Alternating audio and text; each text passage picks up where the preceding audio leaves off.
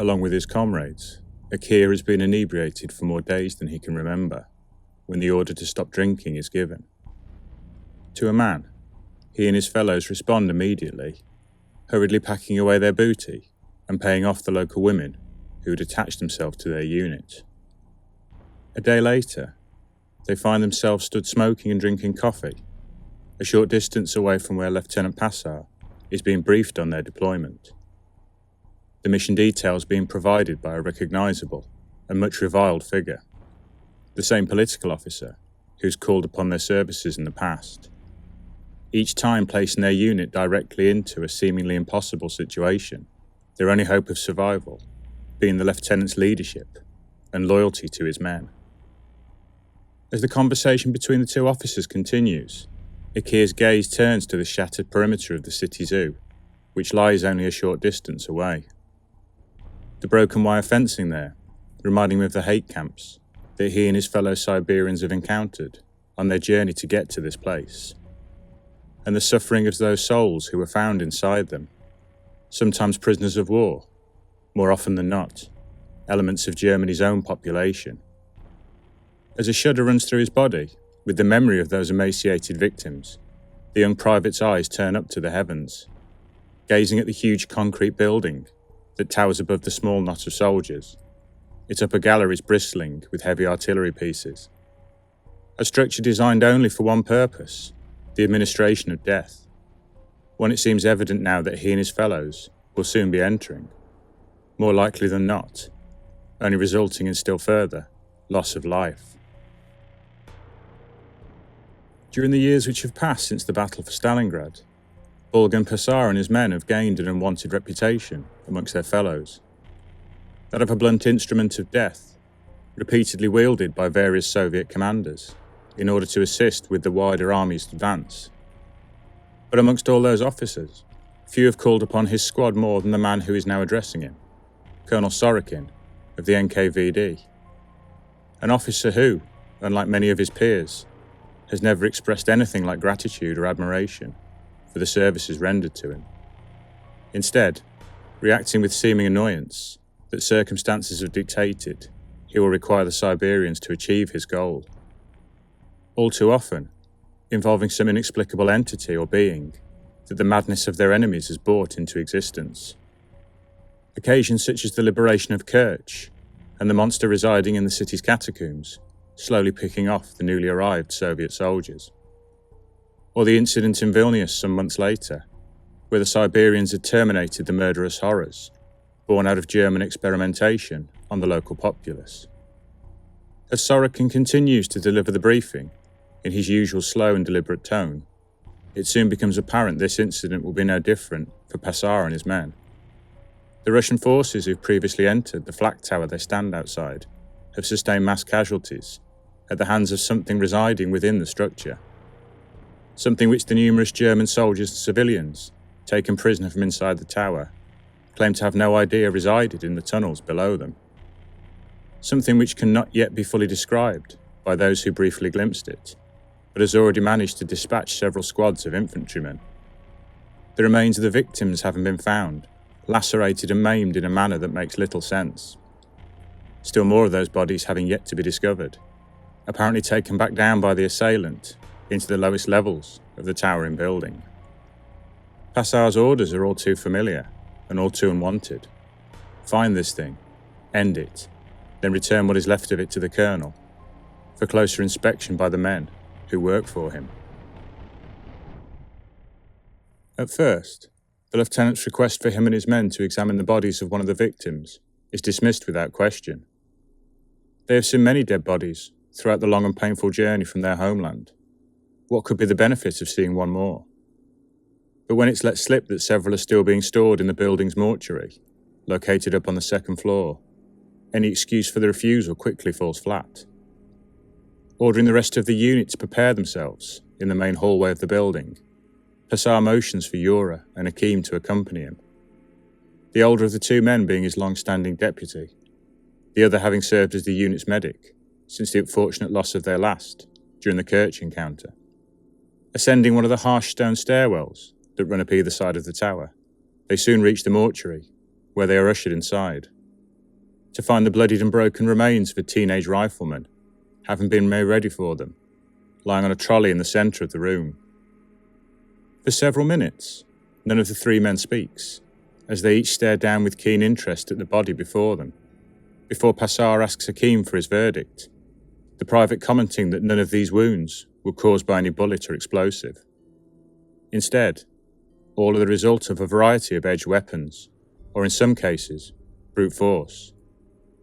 As Yura mutters an obscenity beneath his breath and goes to turn away, he finds his arm gripped tightly by the lieutenant's gloved hand, turning to see Hakim reaching down with a scalpel from his belt kit, using the tool to extract a number of small metal pieces from inside one of the deeper wounds, each of which seemed to resemble the broken inner workings of some form of complex machinery, such as 2 teeth from what appears to be an intricate rotating cog, or several thin coils from a longer metal spring of some kind.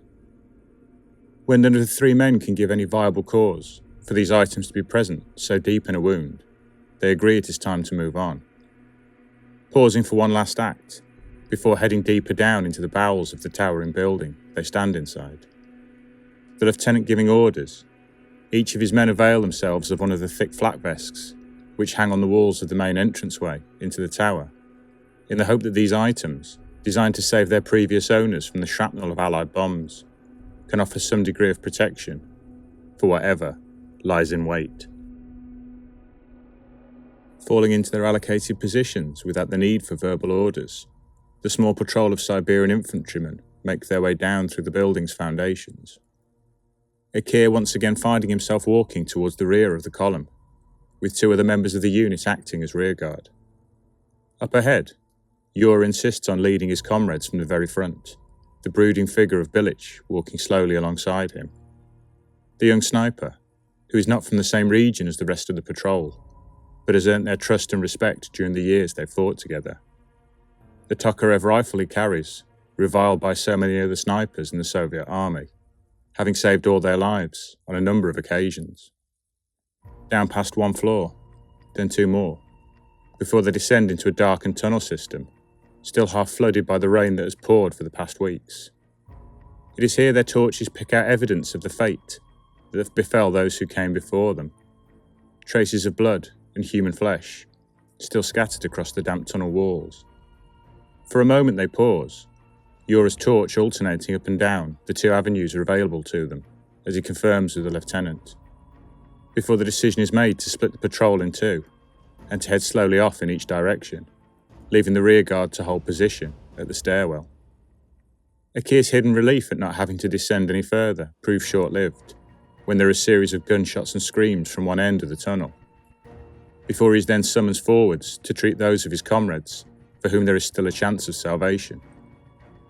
As he works, he listens to the testimony of the survivors, how something came out the dark, moving with speed and agility, murdering 3 of his comrades, severely wounding 2 more. The right arm of one of the survivors hanging limply from his side, having been dislodged with such violent force, it will never be used again. And there is a deep laceration to the chest of another, one that would have proved instantly fatal had the thick flak vest that Passar insisted wearing not absorbed the bulk of the blow. The lieutenant's still in the process of reorganising the survivors when he becomes aware of a rapid pattering and sloshing sound approaching the group, the light of their torches creating fleeting glimpses of a facsimile of a human wearing the tattered remains of a Wehrmacht uniform, a completely featureless plate where its facial features should be. What can be seen of its exposed torso and forearms, a mess of gears and twisted metal, as it hurls itself forwards from the darkness, its sharp-edged limbs striking out wickedly in all directions. In a heartbeat, Bilic's rifle barks 5 times, emptying itself into the body of the onrushing attacker. Each of the bullets, that should have easily slain it, instead ricocheting off against the thick stone walls that surround them. There's a bloody cry as another of the men goes down, the sharp edge of a metal arm easily opening the side of his throat. Yura, roaring in frustration as he too empties his weapon directly into the gleaming face of the clockwork assailant, similarly achieving no visible effect. One of the 2 men who were behind Akir now rushes forth, having hastily reversed his rifle to employ it as a club, dodging the stabbing action of one of their assailant's arms, managing to bring the stock of his weapon down hard onto the appendage. The metal there, fracturing and cracking apart below it, causing the clockwork limb to come free and crash into the dirty water below. His only reward for this minor victory being death, and the sharp metal fingers of the opposing hand bury themselves in his face, crunchingly penetrating the skull. Then his body is hurled hard against the surviving members of the squad, before the metal copy of a man spins on its heel, disappearing off into the darkness. Akir is kneeling down beside one of the wounded, when a strong hand takes hold of his shoulder, yanking him back onto his feet. Passar spitting at him that he is needed more to assist the living than he is the dead. Only together can they kill this horror. Then they're moving on, along the darkened tunnels after the retreating monster, Bilic now having attached the bayonet to the end of his rifle, Yura's Kandra knife held aloft, its blade probing out into the darkness ahead, ready to bury itself deep into the workings of the clockwork killer. The short trip along the darkened tunnel seems to take an eternity, every drop of water or dislodged stone causing the Siberians to pause out of caution, until they arrive in a larger chamber, which appears to have been furnished to act as some form of laboratory. The horrors they find here exceed even those which have been inflicted upon them during their journey. The bodies of what were once 4 young Russian soldiers laid out on a series of trolleys, with various organs and limbs having been removed, and attempts made to replace those items with metallic equivalents, clumsily stitched or stapled onto the corpses. But before they can explore further, their attacker is upon them again, exploding forth from a side tunnel. With cries of rage they meet the danger, blocking the lethal blows its remaining arm rains down on them, using the stocks of their weapons, smashing away at the seemingly impenetrable body of the monstrosity, as what remains of its military uniform disintegrates, exposing yet more of its maddening form.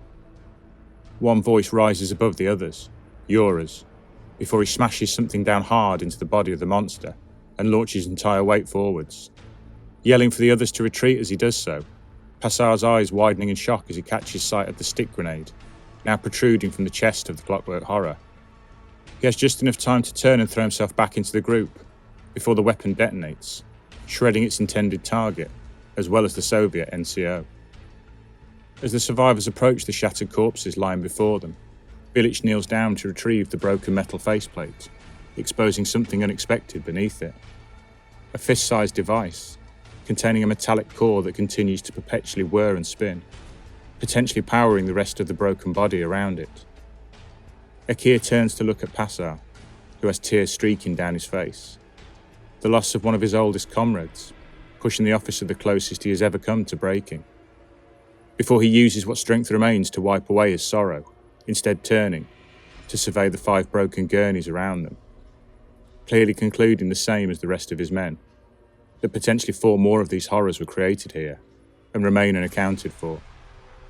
Then he steps across to Bilic, seizing the creature's power source and slipping it into his tunic pocket, before giving orders for explosive charges to be affixed around the chamber and then detonated as they withdraw, consigning the devilry created here to hell and denying their masters the chance of harnessing that same evil for themselves.